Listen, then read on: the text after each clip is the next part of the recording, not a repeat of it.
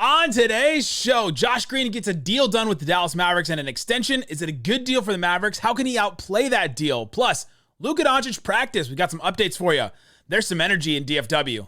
Let's talk about it on today's Locked On Mavs. I'm Luka Doncic, and this is Locked On Mavericks podcast. Mavericks, NBA champions. Bang! Bang! It's good, and the Mavericks have won the game.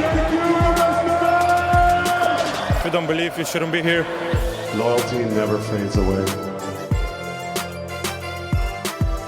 And welcome. You are locked on to the Dallas Mavericks. My name is Nick Angstadt, media member and NBA channel manager for the Locked On Podcast Network, your team every day. Thanks for being part of the show and making Locked On Mavs your first listen every day, where the best way you can help us grow the show is to listen every day and to comment anything below. Let us know in the comment section.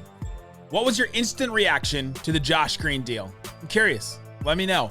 Today's episode is brought to you by Game Time. Download the Game Time app, create an account, use the code LOCKEDONNBA, one word, for $20 off your first purchase at Game Time. Maybe get some World Series tickets. Today, we'll talk about Josh Green, his new deal, what he can do to outplay the deal. Luka practiced today. We'll talk about that. We'll talk about practice. Jason Kidd answered my question about Mavericks roles. And so we got a little bit of an idea of when we'll know certain guys' roles on the team. And but I want to start here. The Texas Rangers going to the World Series. Shout out to Bryce Patrick, Locked On Rangers. I'm sure they'll have you covered over there with all of your World Series coverage. So check that out wherever you get your podcast or on YouTube. We have their channel on the bottom. If you scroll down to the bottom of our channel, you'll see their channel, Locked On Rangers. So congrats to them. Energy in DFW. It's feeling good right now. Twitter is happy right now. People outside are happy about the Texas Rangers. So great stuff. Let's ride the wave. I kind of let it ride just a little. I let it ride like just a little. Like, it's not our show, but I'll let it ride for the Rangers a little bit.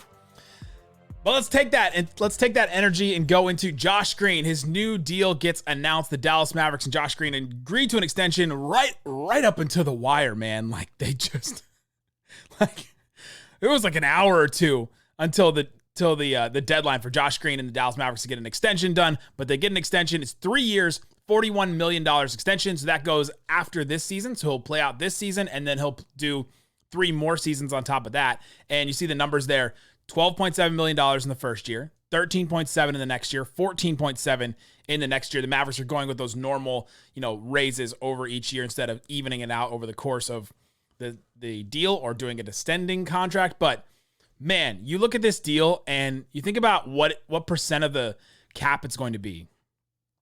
9% in the first year, little over 9% in the second year, 9% in the third year. For Josh Green, who we think is going to be a starter, we think can be a starting level player, to be getting 9% of the cap is a great deal. I think it's a really good deal for the Mavericks. And if I've read some of your comments, right, and I've heard what some of you guys have said, if Josh Green gets any less than $20 million, it's like, that's a joke. Why would they even offer him that? Josh Green, it's got to start at $15 million. Didn't. Josh Green got this deal, and I think it's a great deal for both sides. Let's start with the Mavs side of it.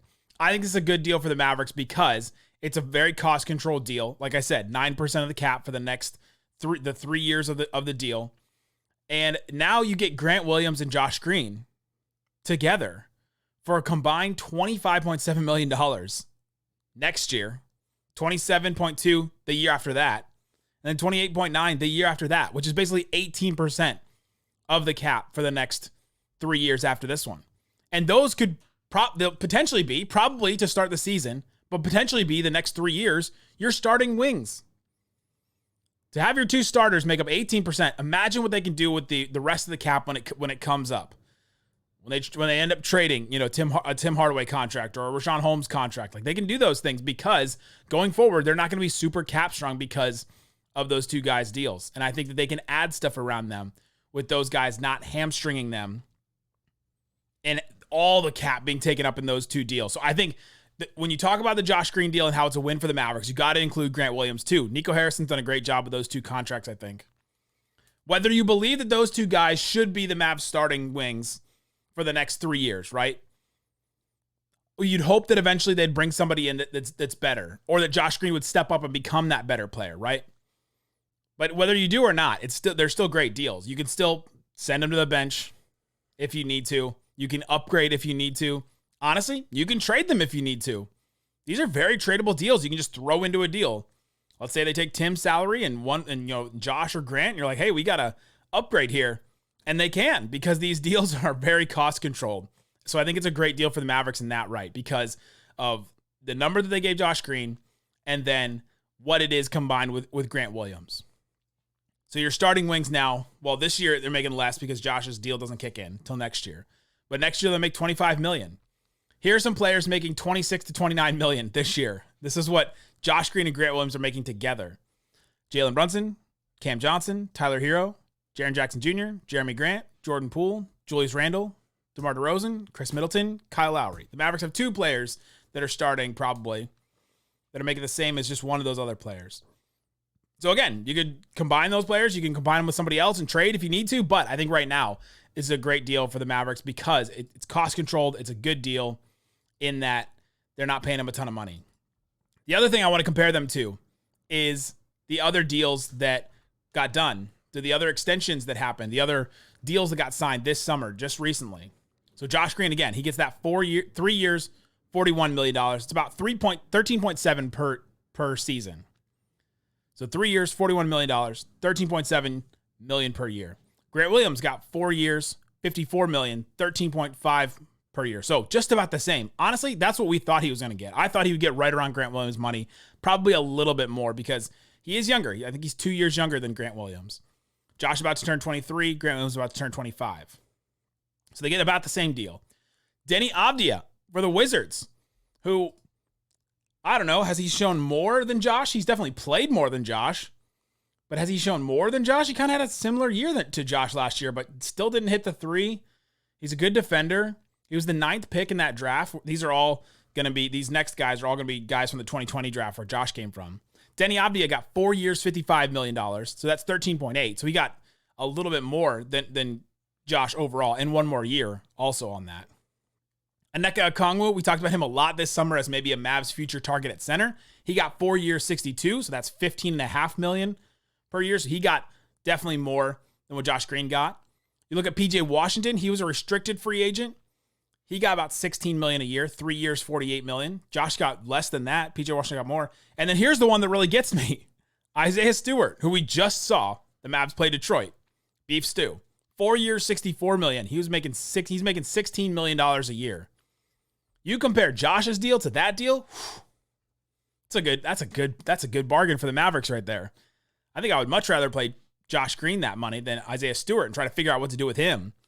A 4 that defends well, but doesn't defend the rim that well because he's smaller, doesn't defend on the perimeter because he's not as fast, and then doesn't shoot the 3. He's trying to, but he doesn't yet. Like, they're having all kinds of trouble over on Locked On Pistons trying to figure out what they're going to do with Isaiah Stewart. Do they start him? Do they bring him off the bench? Then what do you do? You got a $16 million player off the bench that he'll probably be a great backup 5.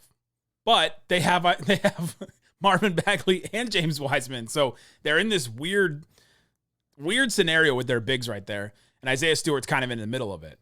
But I think those deals, if you look at them, those comparable deals, this is a great one. Cole Anthony is another one I didn't list there, but Cole Anthony got 3 years, $39, so just a little bit less than Josh. And so Cole Anthony for the Magic making that deal. A great contract for the Mavericks, I think. And I think it's great for Josh too, because Josh gets guaranteed $41 million. Big win. Big win as a person to get $41 million guaranteed. He's shown flashes in the NBA, but he hasn't shown a ton yet. He hasn't shown that he's a guaranteed starter to his coach yet, for example. He hasn't proven that just yet.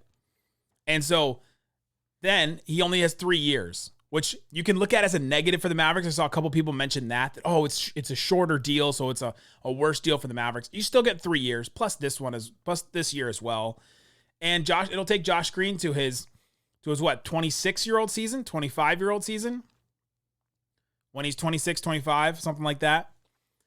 And then Josh Green, if he's leveled up his game, he could get another deal after that and really cash in at that point because the cap will have gone up a ton.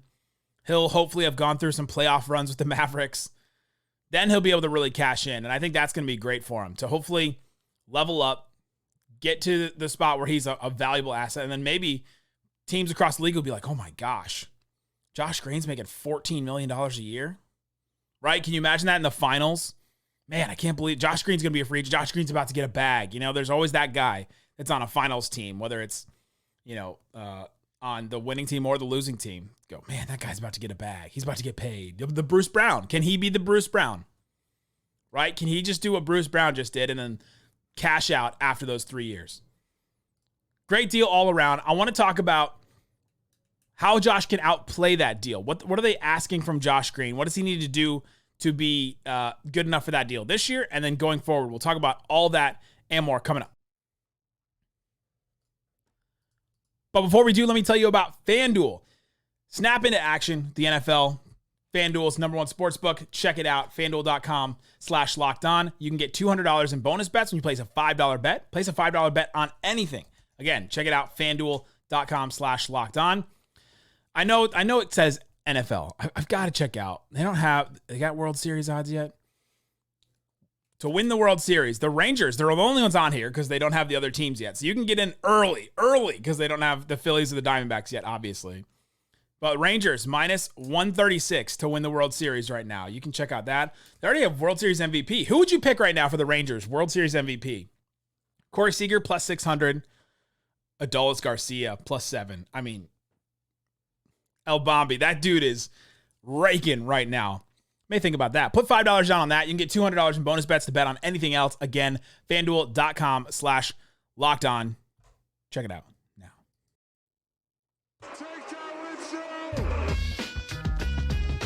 Thanks for hanging out with us on Locked On Mavs, being part of the show, part of the Raccoon Squad, listening every day.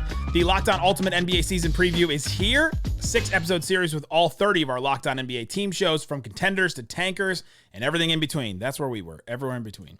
So check it out in depth. Catch all 6 episodes on Locked On NBA on YouTube or wherever you get your podcasts. All right, Isaac, let's get into the Josh Green of it all. So we talked about the deal. It's a good deal for everyone involved. Gave reasons why it's good for the Mavs. Gave reasons why it's good for Josh. I'm excited that it happened. I'm glad that it happened. Here's what the Mavericks need from Josh Green now. The Mavericks need Josh Green to take a step forward and basically do what he did in the Pistons game. The Pistons game the other day, we saw Josh Green step up, and we saw him be aggressive. And we saw Josh Green drive more. And when he has the ball, be decisive with it. Because there are times when he overthinks it, or the play that keeps coming back to my mind every time I mention this. In the playoffs 2 years ago, when he was playing against Rudy Gobert, and he was in the corner, and he didn't take the shot, and he just dribbled in a circle, right? Like, that play just epitomizes what Josh Green's problem has been in the NBA. And now he has an opportunity to not do that, to be more decisive, to attack the basket, to take the three. And he did that the other day in the Pistons. I mean, 22 points, scored 15 points real quick. Now, Luka was out, sure, but they need him to do those things even when Luka and Kyrie are in. The mentality that Jaden Hardy has, we need Josh Green to have, to take that. Hey, I don't care. I'll shoot. I said what I said. I'd rather be famous instead, right? Like, you'd rather do that. And they need that from Josh because he's going to give you the other things, right? You're not worried about him being too aggressive on offense and then not getting back on defense, or not, hustling for that one offensive rebound he gets a game that I love. It's one of my favorite things. Or, making the right pass or making the right play. He'll make the pass if it's there, because we've seen that. And so they just need him to be aggressive. They need him to add something else to the offense, because you have Luka, you have Kyrie, dynamic, awesome, amazing. Like, it's great. It's great, dude. Dude, it's great. It is great. But they need one more thing. 30 Rock. They talk about in the pilot episode of 30 Rock, that show, they've got this Saturday Night Live type show, and they've got 2 actors on it, Jenna Maroney and the other guy whose name everyone forgets, and I do right now, Josh. Speaking of. And then the Alec Baldwin character comes in and goes, you know what? You've got women, and you've got, this guy that is kind of there and does impressions and stuff. And you've got, the singer and this guy that does impressions. You need a third heat on the show. You need the third heat. In the end of the episode, Tracy Morgan gets up on stage and goes, I am the third heat. Josh Green's got to be the third heat on offense, because you've got Luka, you've got Kyrie, obviously the 2 heat. They can come at you in any way. Incredible all-time offensive players. Grant Williams is going to hit some threes for sure. He can maybe do a little bit in the post. He was working on that the other day, but just a couple shots here and there. Not going to give you a whole lot extra on offense, and you don't want him to. Derek Lively or whatever center, Derek Lively, Dwight Powell, Rashawn Holmes, whoever it is going to give you the lobs at the rim. And that's it. That's where my silence comes from. I mean, they're really not giving you much else in terms of that. They'll give you dribble handoffs. They'll set screens. They'll lob to the rim. That's what they want the centers to do. That's what they're going to do. They need the third heat on offense because for all the Luka and Kyrie are going to make it work, they need somebody else to take some of the pressure off. And there's going to be like sometimes where there's dual double teams happening. And so you need Josh Green to be aggressive, to attack the basket, to take the ball and do something with it. Make the defense move. Move the defense. And I think he'll do that this year because I think we saw in that last preseason game against the Pistons, Josh being aggressive. He takes that same mentality. Maybe he was just going for this contract. Maybe he was just like, hey, I've got this last shot. I've got this last hoorah to go after this contract. Maybe he was just doing that. But I think he'll be more aggressive this year. I think everyone's asking for it. I asked Kyrie Irving, how did the Mavericks get that Josh Green out of him? How do you make him more aggressive? And he's like, it's on us to be encouraging him, to be pushing him. And Luka and Kyrie do that. I've definitely seen Luka take the shot, keep shooting. Even if they miss open shots, if Luka gets you that ball, take the shot. So that's what they need him on offense. On defense, they need him to step up. Because for him to be what they need this year, and then also to prove to Jason Kidd he needs to be the starter. So answering both of my questions here. He's got to be a really good defensive player. He's got to defend the point of attack, fight through screens. He's got to navigate screens like Reggie Bullock and Dorian Finney-Smith did in that playoff run. Where they're all over the place, that energy, they're not making mistakes, they're going to the right spot, they know where to be. And they need him to do that. They need him to take a step up in that way. And so defensively, it's a lot about the point of attack because you're not really asking him to be a leader, right? I'm not asking him to. I think Grant Williams is going to fill that role as a leader on defense. I think Derek Lively is going to fill that vocal role as the backline guy. And so you want Josh Green to be the point of attack, to step up, to defend the best guard on the other team. And he's got to take that challenge every night. It's a big ask. It's a big ask for both of those things to, hey, Can you sometimes ignore Luka and Kyrie and drive the ball? Not all the time, but sometimes, because you gotta throw something else at you. It's like you can't just always do the same thing over and over again, or every team will expect it. And that's where the Mavericks kind of came up limp last year, is that it was just Luka and Kyrie over and over again. And so by crunch time, everybody knew what they were gonna do. And so they need the third heat. They need somebody else to step up. And I think Josh Green's got to do it if he's going to be in that starting lineup.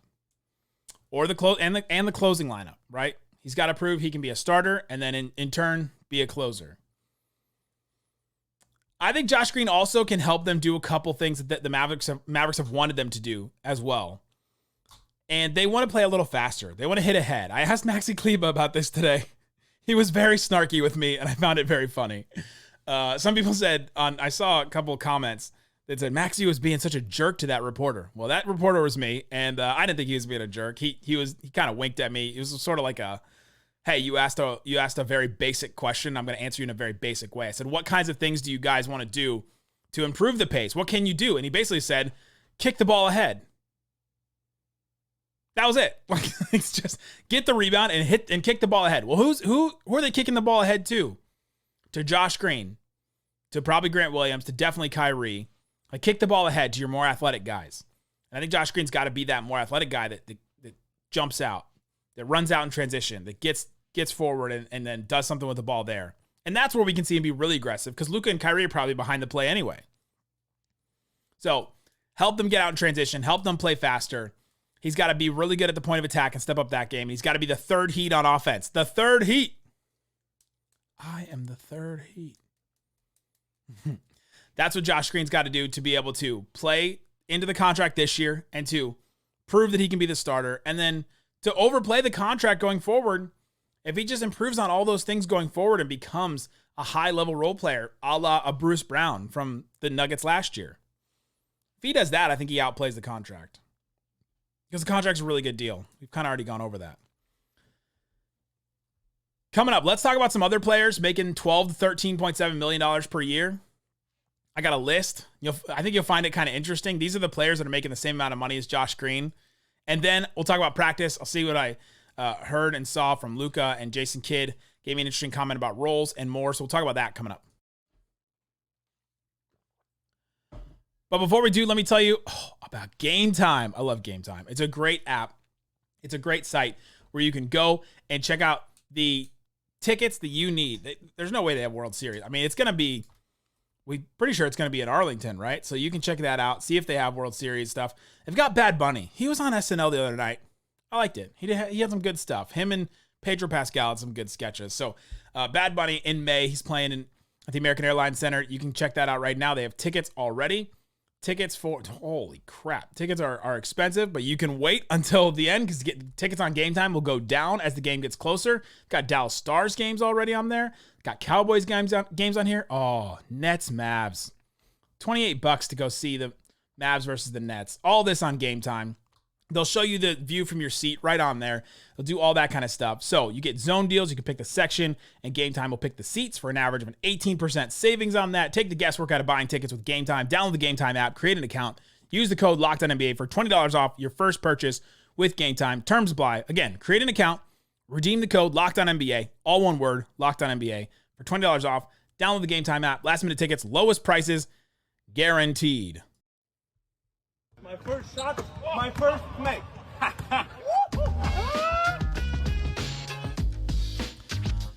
All right, Isaac, let's get into Josh Green. I got one more thing on Josh Green. By the way, if you're interested in Mavs news, Mavs rumors, if you want Mavs video content where I break down some film and do things like that, if you want a summary of like interviews that other Mavericks are on other shows, and you want like, hey, give me the Cliff Notes version. Give me the notes. If you want stuff from practice, all that I'm doing on subtext.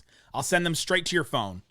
You basically get Twitter sent straight to your phone. That's what a couple of subtexters have told me. It's like, man, you're like a Mavs information AI right to my phone. That's what I'll do for you. Subscribe to our subtext. Click the link in the description wherever you're listening to this. All right, here's a couple of players that are making the same amount of money as Josh Green next year. And you can just kind of compare it. Doug McDermott, cool.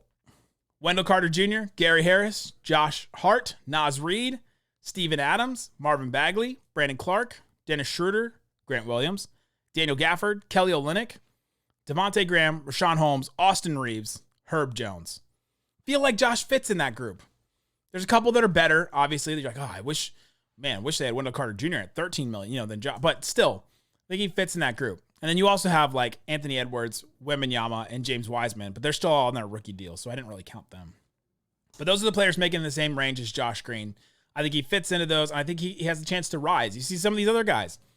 Austin Reeves, Herb Jones, Brandon Clark probably, guys that can still, Wendell Carter Jr., that can still rise up and be better and outplay their contracts. Whereas then you have some veterans, Doug McDermott, Dennis Schroeder, Kelly Olynyk, that they're already what they're going to be. Okay, from practice today. Luka fully participated in practice. I was surprised. I was very surprised, actually. Because what we heard yesterday is the Mavericks were, from Mark Stein, was the Mavericks were bracing for, hey, he's going to need more time. Seems like he was good. He practiced. He fully participated in practice today. It wasn't just a yoga practice like they did last week. They just had like a yoga practice last week. But he fully participated in practice today. Love it. You saw the headband Luka. I'm excited about headband Luka. And so I think that's a great development for the Mavericks going forward, is that Luka practiced. Jaden Hardy also practiced. So we'll see what happens to them for Wednesday. They'll kind of do this thing where they'll evaluate him tomorrow, see what happens, see if he's okay to play, and then they'll just go from there. But very positive development for Luka to practice. We saw him walking around, looked like he was enjoying it. They were done with practice by the time we walked in, so we didn't really see anything.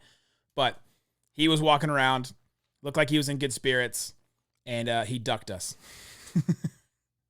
He ducked the media, as he loves to do. Jason Kidd, I asked him about roles, because we've talked a lot about roles, right? I just talked about Josh Green's role. How can he play himself into be a starter, to be a closer? What's his role? What do they want him to do on the team? And so I was curious. I asked Jason Kidd about roles, and when does he decide? Because he's mentioned, I've told Tim Hardaway Jr. he's going to be sixth man, and then Tim Hardaway Jr. comes up in media day and says that I never heard that. I hadn't heard that. So when does he talk about roles? When does he talk to players about it? How do they decide that? And I found his answer a little interesting, although it didn't really answer the question. But here it is, Jason Kidd talking about roles. A lot about different guys' roles and when they know their roles. What's your approach to telling a guy this is what your role is going to be, or let's wait through the season and see how it goes, and then we'll kind of determine it? Yeah, some of them know their roles. It's easy for some of those. For some that are on the fringes, you got to, with the new, faces, you have to kind of see what they can handle and what they can't handle. So as the weeks go on here early, we'll find out who can do what and who can handle different situations, and then we'll start to define that role. It's hard to do that in preseason, just with all the different combinations and all the new faces we have right now. But I think as we get through, the first 10, the roles will be pretty much defined. And then that all goes with health, if everyone's healthy. With the quicker. So that might not seem like a great answer to some of you. Oh, Jason Kidd doesn't answer questions. But at the end, he said, through the first 10, we'll kind of know, and the roles will be solidified. Jason Kidd likes to experiment. He likes to try stuff. He likes to throw guys out there. I mean, we saw him try a bunch of stuff last year when things were going tough. I mean, you have to. You have to try different stuff as a coach, right? But to begin the season, he's right. It has been weird to try and set everything up, to have everything defined. How could they have everything defined with a preseason that was shortened for Luka, shortened for Kyrie because of the groin soreness? He missed those 2 games. Like, they saw 5 minutes of Luka and Kyrie together on the court in a game. How could they know all the roles? So for some of the frustration of how is this guy not a guaranteed player? How is Josh Green not a guaranteed starter? How is Jaden Hardy not a guaranteed guy getting minutes? Some of it they haven't seen enough yet. Jaden Hardy's, Josh Green had that back injury there in the middle of training camp. And so his was a little shortened. Jaden Hardy had that ankle injury. He was held out of a game. Like, they haven't seen a ton. It's all been all over the place. They've got new guys, and they're taking their time trying to figure out what the roles are going to be. And so we got that answer from Jason Kidd that it'll take 10 games, and we'll see a lot of experimentation the first 10 games. Don't expect the Luka, Kyrie, Josh Green, Grant Williams, Derek Lively starting 5 to be solidified and to be the same for all 10 games. That's what I think you take away from that. The experimentation is going to continue. We knew he was going to experiment in the preseason. It's not going to end there. He's going to keep doing it. And I kind of agree with him on that. You've got to try stuff. You've got new guys. You haven't seen them all together. You've seen Luka and Kyrie and other guys. Like, you've seen Luka and Kyrie and Grant Williams for 5 minutes, right? I mean, you've got to try others. You've got to try it a little bit longer and see what it looks like. See what other guys look around them. Because all these guys are playing off of those guys. We can talk all about, is Josh Green better than Tim Hardaway? Is Josh Green better than Derek Jones Jr.? Probably. But they didn't start Manu Ginobili in San Antonio, right? Like, there's reasons why in basketball, why you don't necessarily start the players that are better than the others. It's about fit. It's about who plays well together. What if they play Josh Green and, like, all of a sudden Josh Green looks way better as a secondary creator instead of a third guy? Maybe he's not the third Heat. Maybe he can be a really good second Heat, like we saw in that Pistons game. And so then maybe they decide, all right, we're going to bring him off the bench and be that super sub and play him a lot. And we'll start Derek Jones Jr., who can fall back into the shadows a little bit, but can also get up and get out in transition and maybe hit a 3. And Luka and Kyrie can just take care of the offense for the first 7 minutes of the game or whatever. Maybe that's what they decide, but they haven't seen enough to decide that. So that's the answer we got from Jason Kidd. That's how he decides on roles, and I find that pretty interesting. That's his mentality to approach roles, where we want to know right away, obviously. We want to have it defined. We want to have it, okay, guys need to know their roles. It's a long season. So if in the first 10 games it's not decided, I'm not going to freak out by it. Now, if they're 0-10 or they're 2-8 or something like that, maybe I'll freak out about it. But if they're not, then the Mavericks won't have their roles defined then. Again, subscribe to our subtext to support the show, to get text straight to your phone on all kinds of rumors and news and stuff. I'll be going to practice again tomorrow probably. So, yeah, there you go. Guys, thanks so much for listening to Locked On Mavs. Peace out. Boom.